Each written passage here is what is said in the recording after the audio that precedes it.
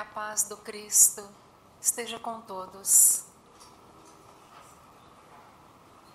Beleza da morte, pelo Espírito Cruz e Souza, psicografado por Chico Xavier, na obra Parnaso de Além Túmulo.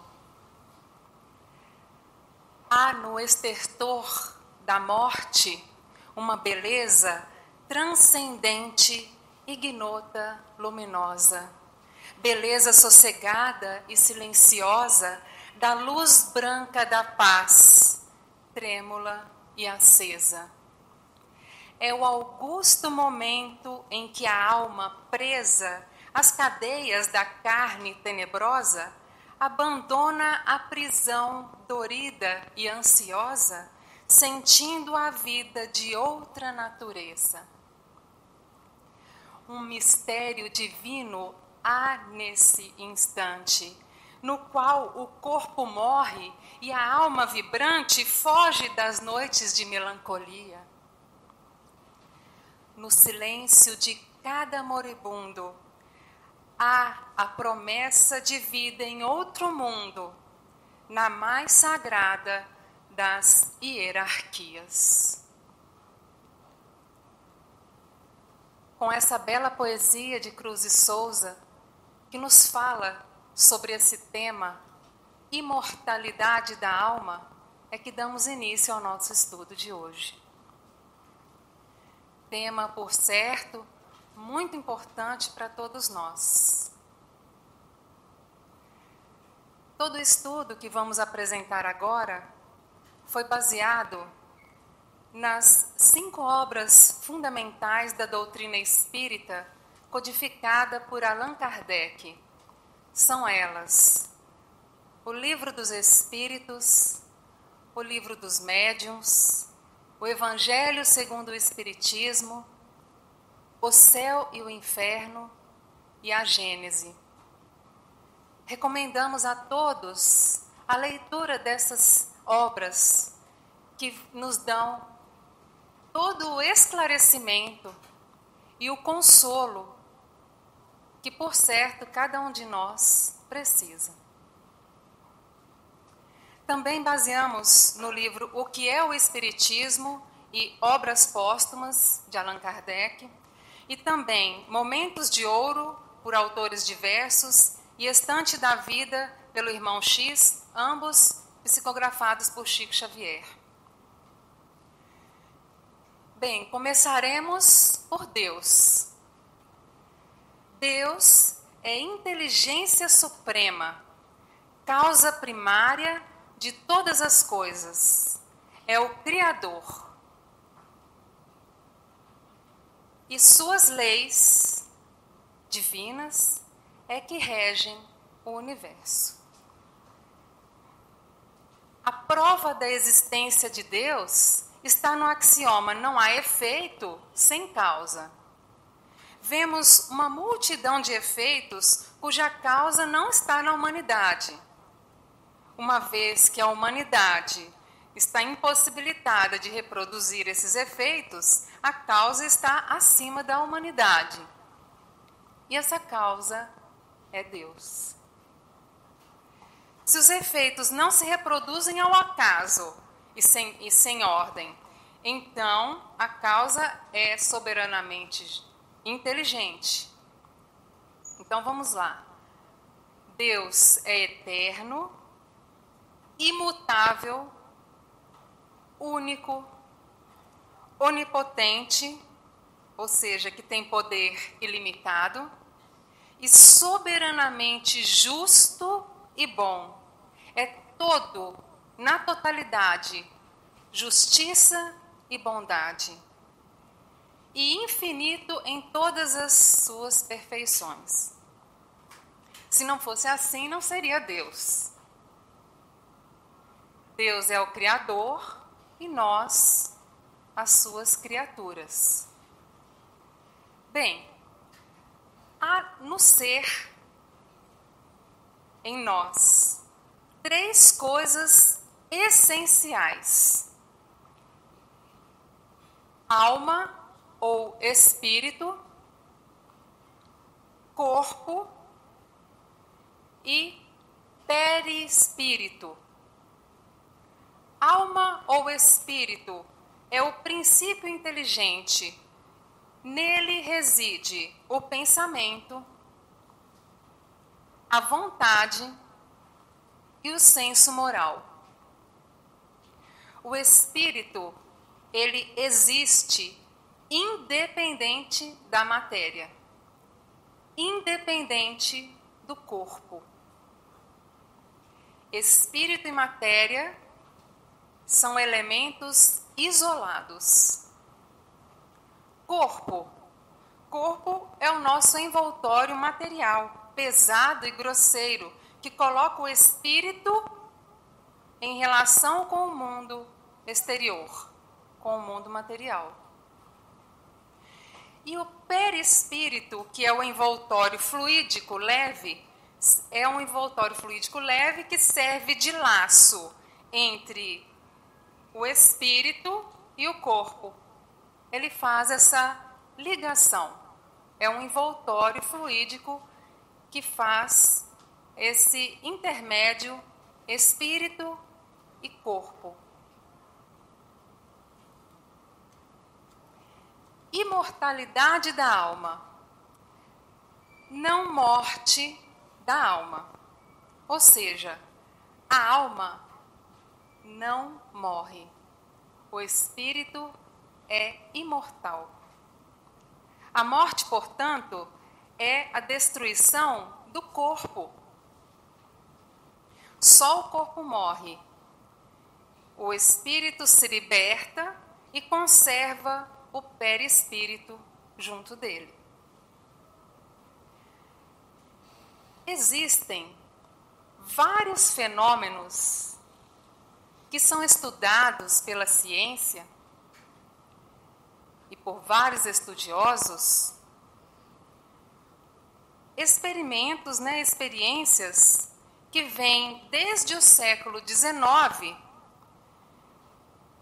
feitos por pessoas conceituadas de diversos países, a respeito da evidência da sobrevivência do espírito. A pesquisa existente a esse respeito é muito rica e ampla, e vamos citar agora algumas modalidades desse trabalho investigativo, que vem comprovando a existência da alma, a imortalidade da alma. O primeiro que vamos falar aqui é o fenômeno de exteriorização da alma. Isso está no livro O Invisível, de Leon Denis. Nós pegamos aqui um trecho do livro. Durante o sono, o que é esse fenômeno de exteriorização da alma? É durante o sono, quando o corpo descansa e os nossos sentidos estão inativos, podemos observar que podemos ver e ouvir através de obstáculos materiais, através de paredes ou portas. E também podemos ver até a distância. E a visão, ela se desloca, viaja, paira e assiste a uma multidão de cenas. Tudo isso sem a intervenção dos sentidos materiais. E Allan Kardec dá o nome a esse fenômeno de clarividência sonambúlica. A visão à distância, através dos corpos opacos, ela vem, então, excluir a possibilidade do uso dos órgãos materiais, os órgãos da vida. É a alma, na verdade, que está conferindo essa visão ao sonâmbulo. Outro fenômeno é o fenômeno das casas mal assombradas e transporte de objetos. O fenômeno das casas mal assombradas é um dos mais conhecidos e frequentes.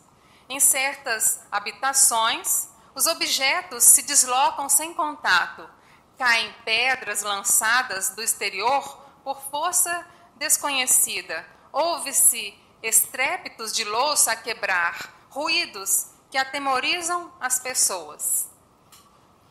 E dentro desse fenômeno, nós vamos falar um pouco sobre as manifestações da casa de Hydesville, em Nova York, que ocorreram em 1847, da família Fox.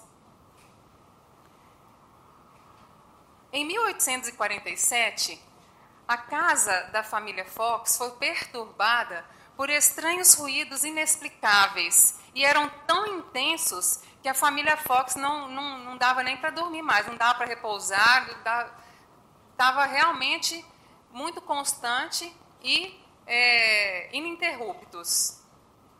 E foram feitas pesquisas, mas não conseguiram encontrar o que estava causando aqueles barulhos. A família Fox era constituída do casal, John e Margaret, e John e Margaret tinham vários filhos, mas 2 meninas ainda moravam com eles nessa casa.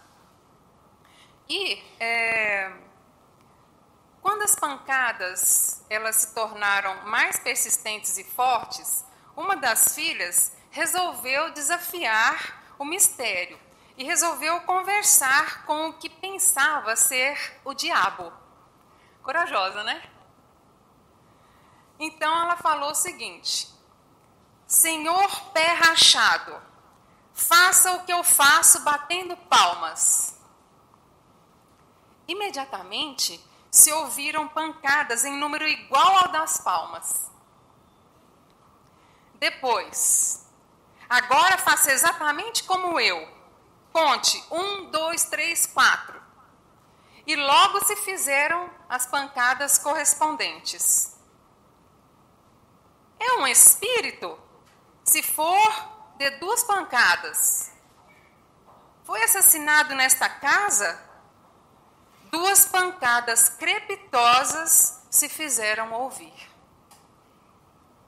Chamaram os vizinhos, que foram testemunhas. Todos os meios de vigilância foram postos em ação, para a descoberta do invisível batedor. Mas foi inútil, não encontraram ninguém escondido, nada que pudesse, não encontraram ninguém lá que pudesse ser a pessoa que estivesse fazendo essas pancadas, esses barulhos. Não se pôde, então, descobrir a causa real, naquele momento, das manifestações. Os curiosos eram muitos, a notícia se espalhou. Um deles teve a ideia de nomear em voz alta as letras do alfabeto, pedindo ao espírito para bater uma pancada quando a letra entrasse na composição da palavra que quisesse dizer. Tá? Então, dessa forma, começaram a constituir palavras e frases. Os Fox, eles foram vítimas da intolerância e do fanatismo dos conservadores da fé da época. E resolveram, então, a pressão foi muita em cima deles, resolveram, então, mostrar publicamente os fenômenos à população no maior salão da cidade. Todas essas apresentações foram feitas e, após passarem pelo exame rigoroso de 3 comissões, foram as manifestações declaradas verdadeiras. Isso causou um grande tumulto, Foi quase um linchamento das irmãs, da família. Mais detalhes sobre isso, vocês vão achar muito material aí de estudo na internet. Vocês podem ter mais detalhes, sobre o desenrolar dessa experiência com a família Fox. Mas toda essa perseguição que a família sofreu, ela trouxe como consequência um aumento do número de adeptos para aqueles fenômenos. E assim, poucos anos depois, já haviam alguns milhares de seguidores desses fenômenos. E na sequência desses fenômenos, né, da casa mal assombrada, dos ruídos, nós vamos falar aqui dos fenômenos, então, na sequência, os fenômenos das mesas girantes. Porque após esses fenômenos ocorridos, né, lá nos Estados Unidos, esses fenômenos, essas comunicações, né, chegaram até a Europa. E elas começaram também a ocorrer, essas comunicações dos espíritos com os encarnados, né, com as pessoas, começaram também a serem feitas na Europa. E nós vamos falar aqui da França. Tá? Essas mesas foram chamadas de mesas girantes. Essas mesas girantes, né, foi o nome dado às comunicações dos espíritos porque era por meio de movimento circular que eles imprimiam sobre a mesa, né, e as mesas giravam. Esses fenômenos eram bastante comuns lá na França, né, e eram usados como uma forma lúdica, uma forma de brincadeira, uma forma de descontração, sabe? Como que uma brincadeira mesmo entre as pessoas. Elas iam se divertir, né? E lá, o número das pancadas, né, eles faziam assim para a comunicação, né? O número das pancadas correspondiam a determinada letra do alfabeto. E assim se formavam frases completas. Mas eram perguntas que eram feitas assim, que não tinham um cunho moral, sabe? Era uma coisa mais para diversão mesmo. E então houve, né? A gente tem o registro desses fenômenos das mesas girantes. O outro fenômeno, né, é da manifestação dos espíritos através da escrita. Essa comunicação já é mais conhecida por todos nós, né? Inicialmente, usava-se pranchas, tá? Cestas e mesinhas, às quais se adaptava um lápis. Então, era como se fosse, era uma cesta que eles colocavam, e embaixo da cesta, assim, colocava-se um lápis, né? Ou alguma coisa que fosse imprimir, né, no papel, e aí as pessoas colocavam a mão na cesta e essa cesta ia se movendo e ia sendo feita a comunicação. Mas depois, né, com o tempo, essa comunicação começou a ser feita diretamente pela mão do médium, através da psicografia. E nós temos, né, um grande agradecimento, né, por essa forma, né, de manifestação dos espíritos, porque a gente tem aí, né, acesso a belas mensagens, a toda a doutrina espírita codificada por Allan Kardec, né, todas essas obras de Chico Xavier que veio até nós, pelos médiuns. Então, é a nossa profunda gratidão, né, aos espíritos que se manifestam, né, através aí da psicografia, dessa forma, né, de comunicação. A questão da psicografia, a gente vai citar, né, o primeiro livro psicografado por Chico Xavier, que é esse livro, Parnaso de Além Túmulo.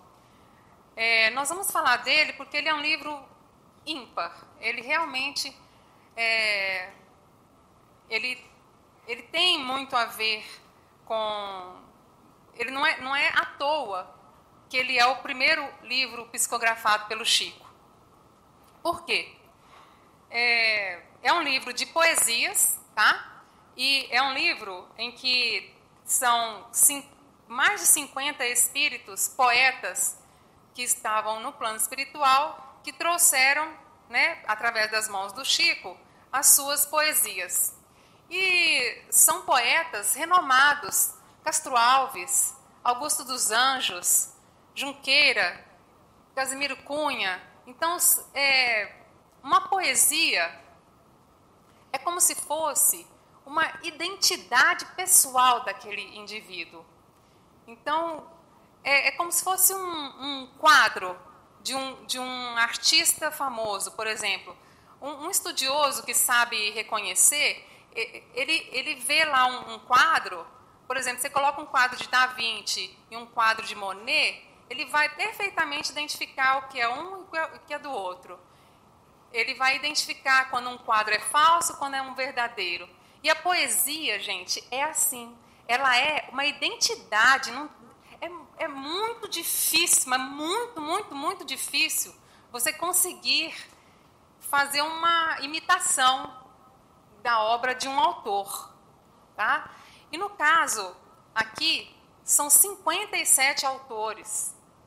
E as poesias ditadas aqui, esse livro ele foi muito estudado pela turma literária, né, quando ele foi lançado. E aí,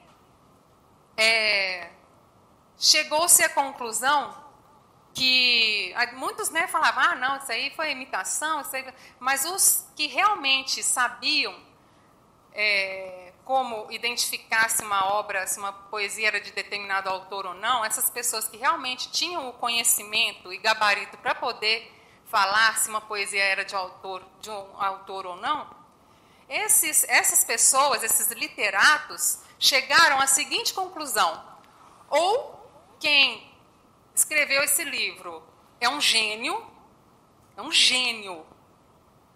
porque conseguir fazer perfeitamente várias poesias de cada autor, e são autores um diferente do outro, assim, bem diferente o estilo, ou a pessoa que escreveu isso aqui é um gênio, ou a alma é imortal, ou realmente... Então, eles não reconheceram, né? Mas ficaram aí, deixaram isso no ar. Então, e também vamos falar das cartas, né? As mães, as cartas, as mães que Chico psicografou. A autenticidade delas, né? E de toda a obra de Chico Xavier. Então, a gente percebe a veraticidade dessas psicografias, né? Que realmente são os autores que estão no plano espiritual que nos trazem essa mensagem, que o espírito é imortal, que não morremos, que morre é só o corpo, é só essa veste material que usamos por breve tempo. Outro fenômeno, a manifestação dos espíritos pela audição e pela palavra, né? Então, os espíritos se comunicam através do aparelho auditivo do médium ou sobre os órgãos da palavra. Também, aparições e materializações dos espíritos.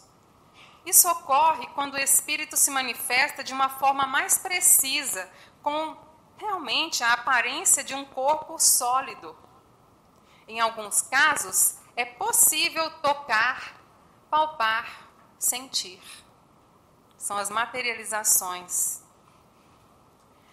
As experiências de quase morte. São visões, né, e sensações que a pessoa tem no momento da morte clínica ou muito perto da morte. E não morrendo, essas pessoas voltam e contam o que viveu naquele momento. Isso é muito pesquisado pela ciência, que vem aos poucos, né, em estudos incessantes, vindo a comprovar, né, a existência da alma. Visões no leito da morte. No momento da morte, são comuns percepções do mundo espiritual e também dos espíritos, podendo, inclusive, aquele que está em processo de desencarnação, visitar parentes e amigos, a fim de despedir-se deles. Muitas vezes a gente escuta isso, essas histórias. A gente percebe um ente querido despedindo de nós, aí daí a pouco a gente recebe a notícia do desencarne desse ente querido.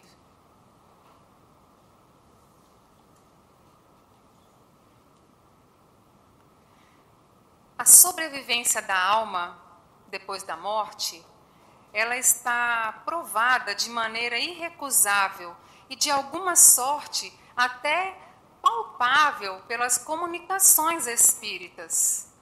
Na morte do corpo, o espírito se liberta e recobra a sua liberdade, como uma borboleta saindo da sua crisálida.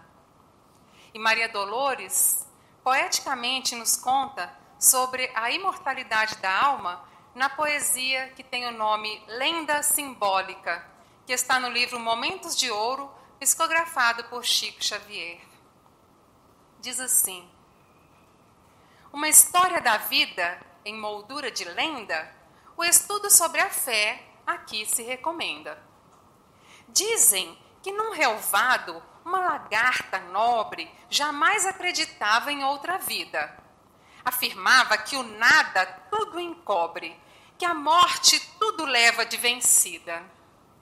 Por isso, certa feita, intérprete fiel da palavra escorreita, foi instada a falar em sentido direto a grande multidão de lagartas reunidas sobre a força da morte, a rainha das forças desmedidas, com que as prende nos casulos, semelhantes a esquifes ou a cárceres nulos, nos quais se lhes transvia a mente em abandono.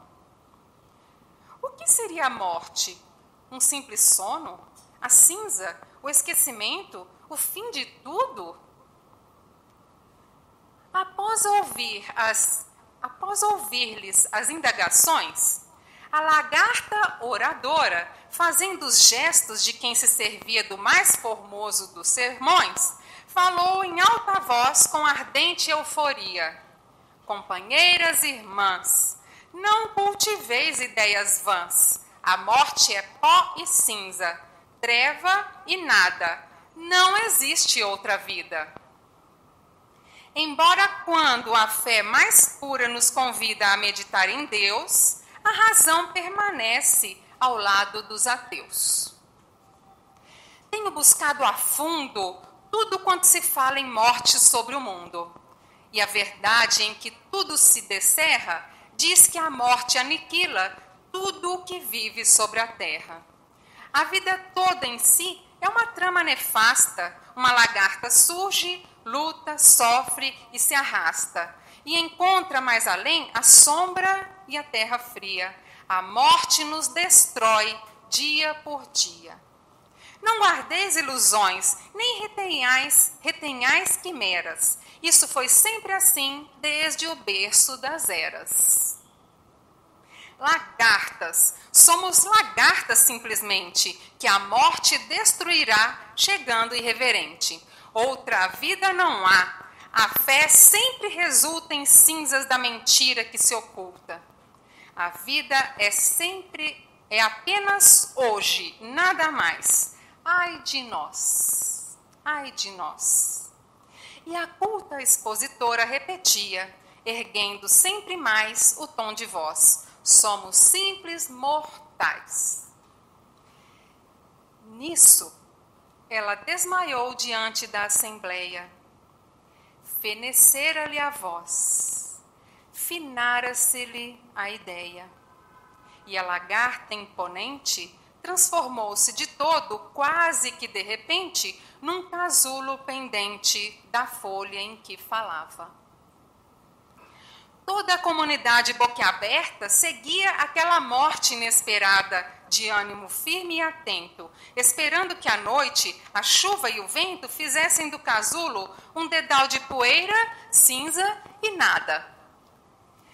Mas depois de alguns dias de discussões e fantasias, do casulo esquisito e ressecado surgiu um novo ser, maravilhoso e alado.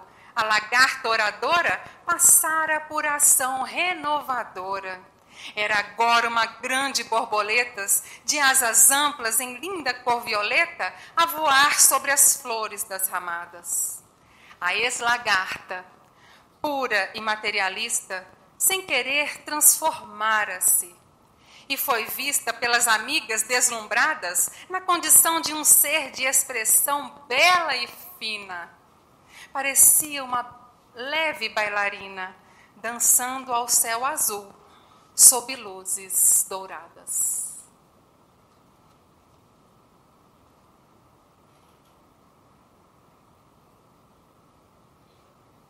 Quando morremos, apenas o nosso corpo que morre. Nós passamos para o plano espiritual. Somos espíritos.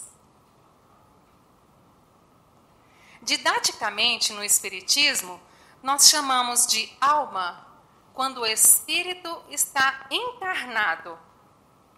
E damos o nome de espírito quando desencarnados, quando estamos no plano espiritual. Nós fomos criados por Deus simples e ignorantes, com o objetivo de alcançar a perfeição.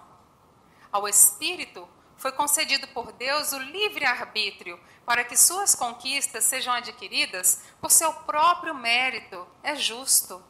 A vida espiritual é a vida normal do espírito. Ela é eterna. A vida corpórea, ela é transitória, passageira.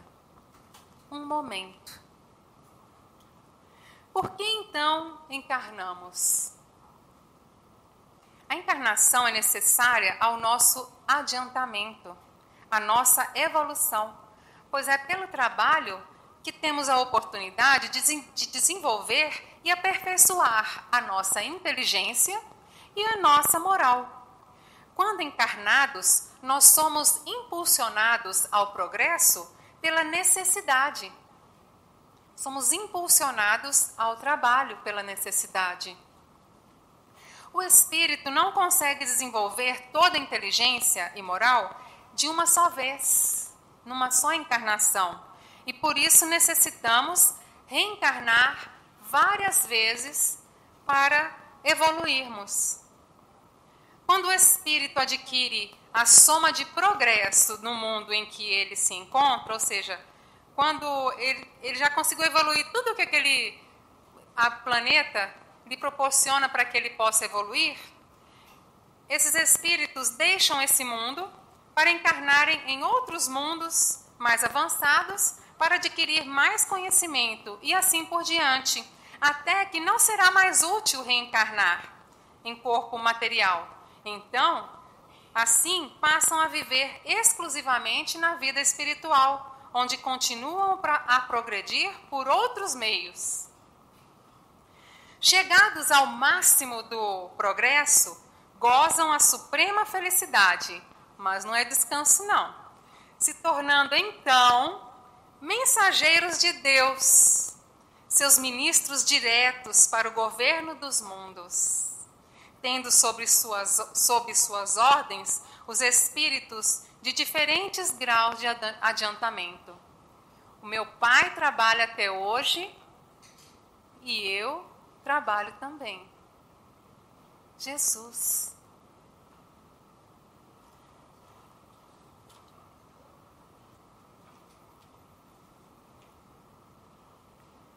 Na pergunta 625 do Livro dos Espíritos, é perguntado aos espíritos: qual é o tipo mais perfeito que Deus ofereceu ao homem para lhe servir de guia e modelo?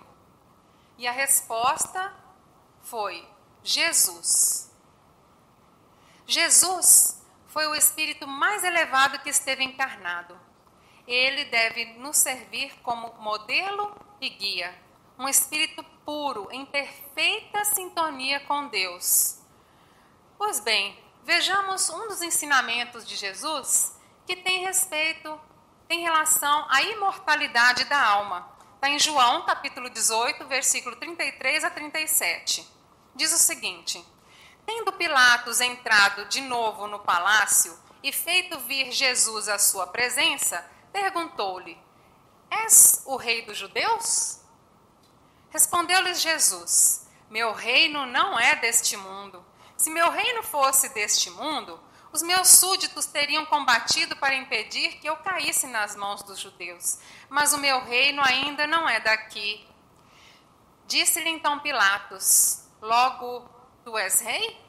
Jesus lhe respondeu: tu o dizes, sou o rei. Não nasci e não vim a esse mundo, senão para dar testemunho da verdade. Aquele que pertence à verdade, escuta a minha voz. Por estas palavras, Jesus se refere claramente à vida futura. Ele apresenta, em todas as circunstâncias, a vida futura como meta a ser alcançada pela humanidade. E Allan Kardec, no próprio Evangelho segundo o Espiritismo, ele nos diz que pode-se considerar a vida futura como o ponto central do ensino de Jesus.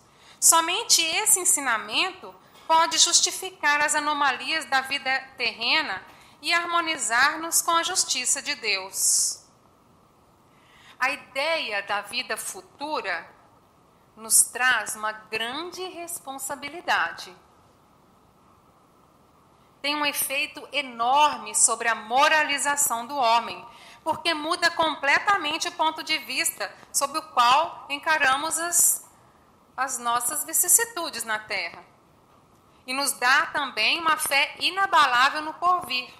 Para quem sabe da vida futura, a vida corpórea é uma simples e breve passagem. As tribulações e vicissitudes da vida não passam de incidentes que ele suporta com paciência, pois sabe que são de curta duração e que serão seguidas depois por um estado mais feliz.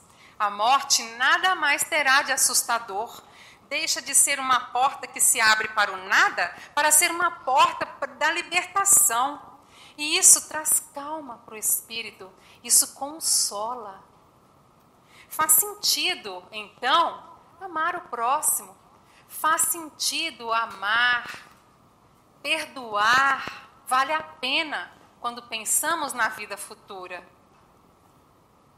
Ao passo que, se não existe a vida futura, sem a vida futura, a maior parte dos preceitos morais do Cristo não teria nenhuma razão de ser. Pelo simples fato de duvidar da vida futura, o homem dirige seus pensamentos para onde? Para a terra. É o aqui e agora, só o que importa. Só o que importa é o presente. Qualquer que seja o seu desejo que não for atendido, isso traz uma enorme dor e frustração, mas enorme mesmo. Porque a pessoa pensa que não há nada depois daqui, além daqui.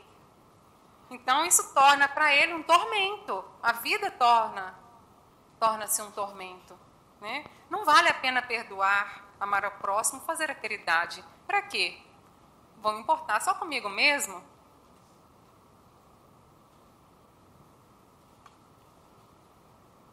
Então esse é um ponto chave dos ensinamentos de Jesus, um ponto muito importante. A imortalidade da alma. Bem, o que acontece no momento da morte do corpo? No momento do desencarne? E aí nós trouxemos o Livro dos Espíritos, a questão número 149. Bom, o capítulo diz retorno da vida corporal à vida espiritual.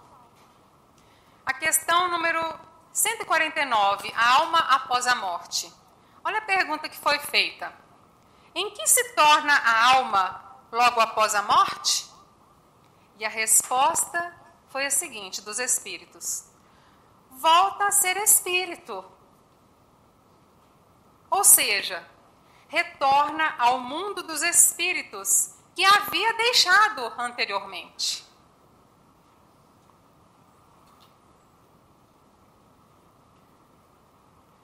Vejamos a questão número 155. A separação que se opera instantaneamente...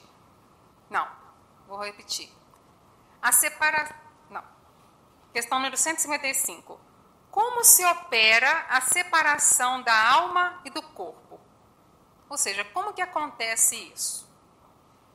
E ele fala, a resposta... Quando os laços que a retinham se rompem, ela se desprende. Então, a separação da alma e do corpo acontece quando os laços que retinham a alma no corpo se rompem, tá? E assim a alma se desprende. Ela se desprende juntamente com o perispírito, tá? Questão número 155A. A separação se opera instantaneamente e por uma transição brusca? Há uma linha de demarcação nitidamente traçada entre a vida e a morte? Não. A resposta, não. A alma se desprende gradualmente e não escapa como um pássaro cativo subitamente libertado. Esses dois estados se tocam e se confundem de maneira que o espírito se desprende pouco a pouco dos laços que o retinham no corpo físico. Eles se desatam, não se quebram. Então, os laços se desatam e não de uma forma brusca, né? De uma forma gradativa, pouco a pouco. Questão número 163. A alma, ao deixar o corpo, tem imediatamente consciência de si mesma? E a resposta dos espíritos foi a seguinte: consciência imediata? Não. Ela passa algum tempo como num estado de perturbação. Aí ele vem perguntando assim, que é a lição número 164, que é a sequência dessa. Todos os espíritos experimentam, no mesmo grau e com a mesma duração, a perturbação que se segue à separação da alma e do corpo? E a resposta foi: não. Então, o tempo de perturbação é variável. Então, vamos ler a resposta. Não. Isso depende de sua elevação. Aquele, ou seja, o indivíduo, aquele que já está depurado, reconhece a sua nova situação quase imediatamente, porque já se libertou da matéria durante a vida do corpo. Enquanto o homem carnal, aquele cuja consciência não é pura, conserva durante muito mais tempo as sensações da matéria. Então, nós queremos abrir aqui um parêntese para falar sobre os velórios, né? A nossa participação em velórios, ela é muito importante e especial. Porque lá temos os entes queridos, né, que estão com saudades e sofrendo a dor da separação. Temos lá também o corpo que morreu, mas como a gente não sabe ainda o tempo do desenlace daquele espírito, daquele corpo, nós podemos e devemos, nos velórios, ter a prece como a nossa força maior ali. Por quê?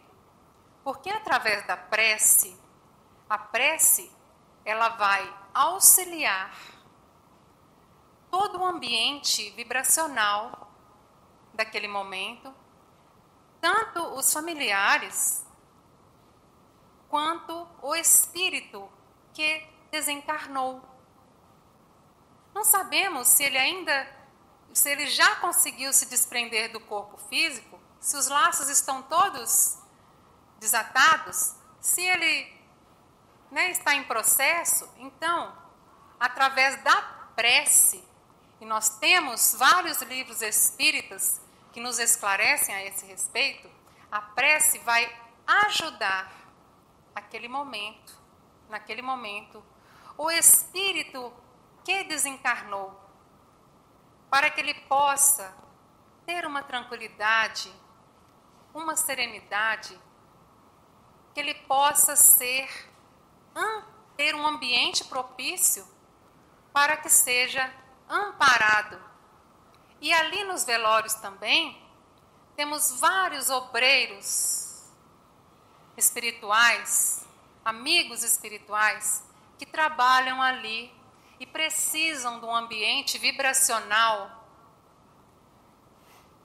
positivo, um ambiente que a prece ajuda, para que eles possam desenvolver o amparo a todos ali presentes.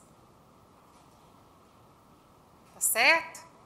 Então, nosso compromisso de todos nós que estamos aqui, quando a gente for a um velório, vamos orar naquele momento, preces de intercessão, preces de agradecimento, de louvor a Deus. Com certeza, vamos amparar ali. Vamos contribuir com a nossa caridade naquele momento.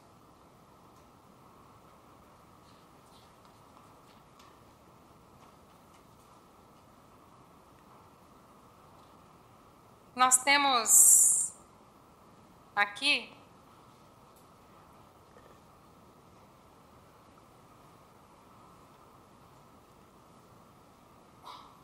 uma poesia que também está nesse livro, Parnaso de Além Túmulo, que fala sobre a morte. É de Casimiro Cunha, pelo espírito Casimiro Cunha, e psicografado pelo Chico, e ele diz assim: o beijo da morte. Para quem viveu na terra em meio dos sofredores, e somente frias dores no mundo ingrato colheu, o frio beijo da morte é o beijo da liberdade. É um raio de claridade que vem da altura do céu. A vida terrena é a noite que precede as madrugadas das regiões aureoladas de amor, de verdade e de luz. Sem paradoxo, portanto, o gozo é o próprio martírio que se fez excelso lírio na devoção de Jesus. A morte é a deusa celeste da vida, da plenitude, que a alegria da virtude faz linda desabrochar. Seu beijo é um raio de luz do dealbar das alturas, que na noite de amarguras as almas vêm despertar. E interessante que Casimiro Cunha, ele é também o autor do hino Irmão Glacos aqui, para quem conhece o hino do Irmão Glacos. E a gente nota aqui que Casimiro Cunha, vem falar aqui dessa liberdade que para os espíritos obreiros do bem, aqueles que conseguiram se melhorar e que buscaram, na fé e na coragem o seu progresso, ser pessoas melhores, fazer o bem, a caridade, que para essas pessoas a morte é apenas a libertação do espírito. É a libertação. E vamos encerrar com uma lição do Irmão X, que está no livro Estante da Vida, psicografia de Chico Xavier. O Irmão X nos conta que Bezerra de Menezes, encarnado, tá? Estava conduzindo no Rio de Janeiro uma reunião de estudos com a palavra aberta ao público. E perguntou se alguém, no final da reunião, né, perguntou se alguém queria falar mais alguma coisa. E renomado materialista, amigo pessoal dele, pediu a palavra. E ele disse o seguinte para o Bezerra: continuo ateu e venho convidá-lo a debate público do materialismo contra o espiritismo. Eu te previno que levantamos uma grande lista de médiuns fraudulentos, de sensitivos que reconheceram seus enganos, de ilusionistas, imaginários da mente. Também levantamos outra grande lista de experimentadores que demonstram a inexistência da comunicação com os mortos, dos sábios que não comprovam a mediunidade, dos observadores desencantados de qualquer testemunho de sobrevivência da alma, dos estudiosos enganados pelos espertalhões. Esperamos que você e os espíritas aceitem o repto. Nesse momento, Bezerra se concentrou e fez uma prece. E em seguida, respondeu a esse seu amigo materialista com energia e brandura. Falou: aceitamos o desafio, mas tragam também ao debate aqueles que o materialismo tenha soerguido no mundo, os malfeitores que ele tenha regenerado para a dignidade. Tragam os infelizes aos quais o materialismo haja devolvido o ânimo de viver. Tragam também os doentes da alma que o materialismo tenha tirado das fronteiras da loucura. As viúvas e os órfãos cujas energias terá escorado para não desfalecerem de saudade ante as cinzas do túmulo. Tragam, por favor, os caluniados dos quais o materialismo tenha ensinado o perdão das afrontas. Os acusados injustamente, os quais o materialismo tenha substituído a revolta pela tolerância. Os tristes que haja imunizado contra o suicídio. Tragam os caídos de todas as procedências que o materialismo tem ofertado apoio para se levantarem. Nesse ponto, Bezerra fez uma pausa, limpou suas lágrimas e falou: ah, meu amigo, se vocês puderem trazer um só dos desventurados do mundo a quem o materialismo tenha dado socorro moral para se libertarem do sofrimento, nós, os espíritas, aceitaremos o repto. Profundo silêncio caiu na assembleia. E porque o autor da proposição baixasse a cabeça, Bezerra, em prece comovente, agradeceu a Deus as bênçãos da fé e encerrou a sessão.